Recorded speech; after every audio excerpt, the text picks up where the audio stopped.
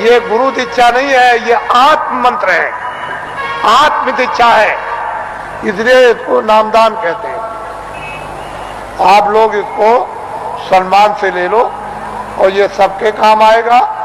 हिंदू, मुसलमान, सिख, ईसाइयों के छोटे बड़े बच्चे और बच्चियों के ये अमूलक वस्तु है, ये हीरे जवाहरात से नहीं मिलेगी।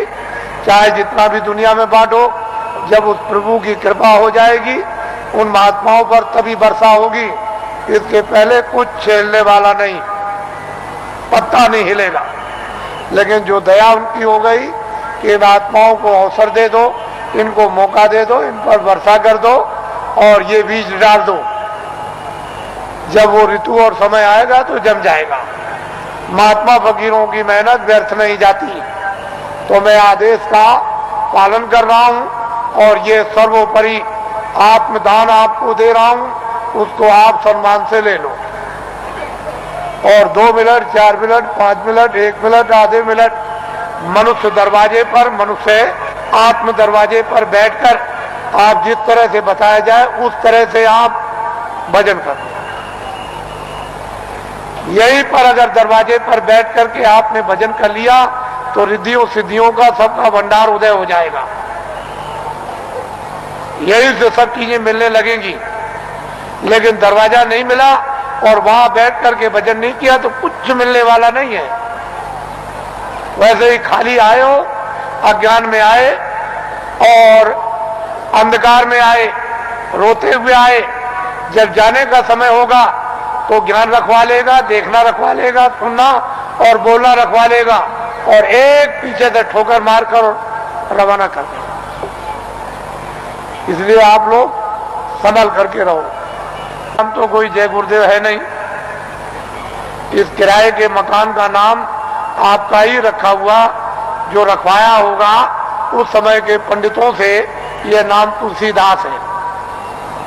और जय गुरुदेव नाम उस परमात्मा का, ईश्वर का, भगवान का, उस सर्वशक्तिमान, उस ब्रह्म का, उस अल्लाह ताला यानी खुदा और गाड का नाम।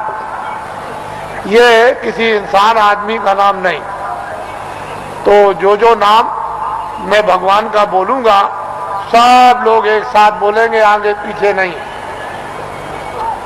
जो नाम बोलता जाऊं सब लोग उच्चारण करना, जिससे हमको मालूम हो कि आप शुद्ध नाम का उच्चारण कर रहे हो। जब मैं बोल बंद हो जाऊं तो आप भी बंद हो जाना। बोलो जय गुरुदेव। और ये आत्माओं का गोपनीय यानी रूहों का ये छुपा हुआ राज, ये खजाना है। ये जब तुम जरा सा रियाज और जरा कमाई करोगे, थोड़ी सी आप मेहनत, अभ्यास और साधना करोगे तो जल्दी से ये प्रकट होने लगेगा। लेकिन तुम ऐसे ही बैठे रह गए तो घर का भी कोई काम नहीं होता। और वैसे घर में भी कोई आपको नहीं पूछेगा, अरे भाई काम प्यारा, चांद थोड़ी प्यारा है। अरे भजन करोगे तब तो तुम प्यारे बनोगे, तब तो तुम्हारी जीवात्मा इस अंधकार से, इस जड़ता से निकलेगी।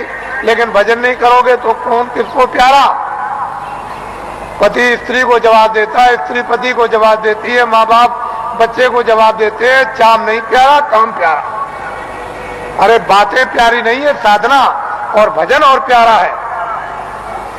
इसलिए थोड़ा तुम भी मेहनत करो, हम भी करो, दोनों की मेहनत से ये हो जाएगा, काम पूरा हो जाएगा। आज गुरु महाराज का ये उनका पुण्य, जो संकल्प यहां छोड़ गए हैं, जो आशीर्वाद और आदेश जो दे गए हैं, ये सब उनकी चीज है। हमारे पास कुछ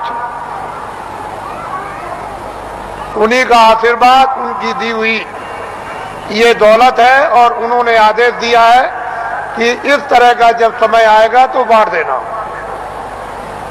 वो आपको मिलेगी। उनकी ये स्मृति है, यादगार, कि ये खजाना महापुरुषों ने बांटने के लिए दिया है। ये उनकी यादगार और वो सब चीजें ताजी। गुरु महाराज बड़े सादे थे, बड़े सीधे थे, बहुत सादगी थी, बड़े सीधे थे, बड़े भोले थे, लेकिन जानते सब कुछ थे।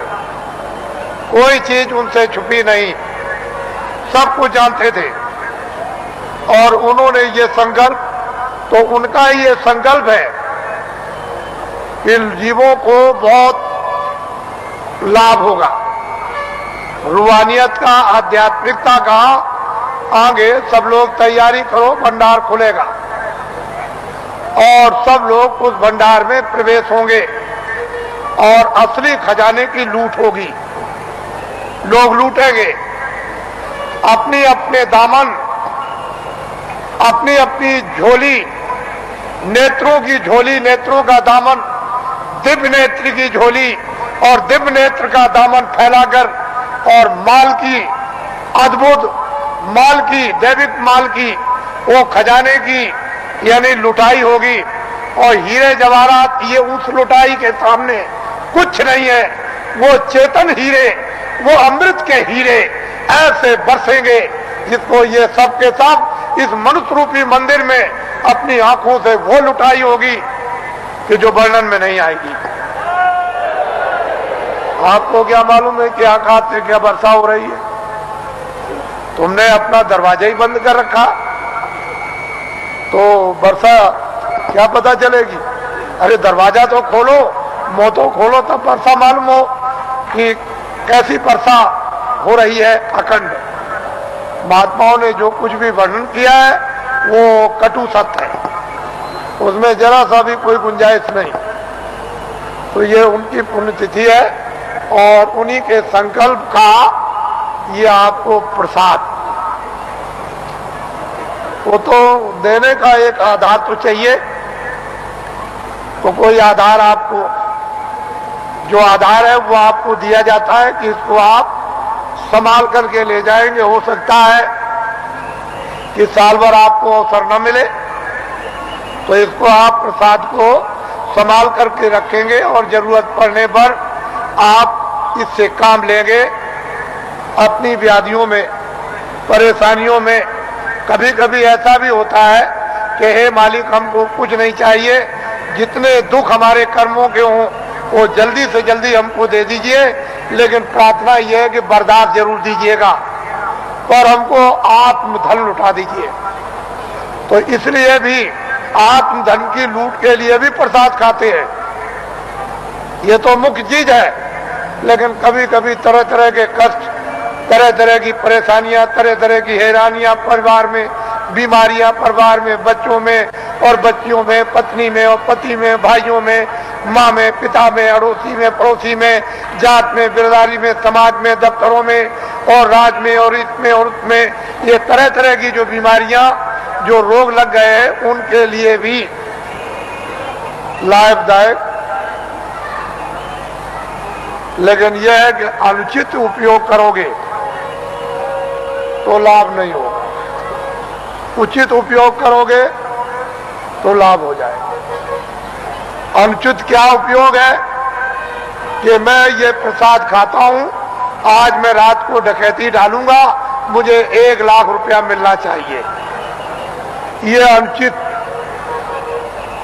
इससे लाभ नहीं होगा।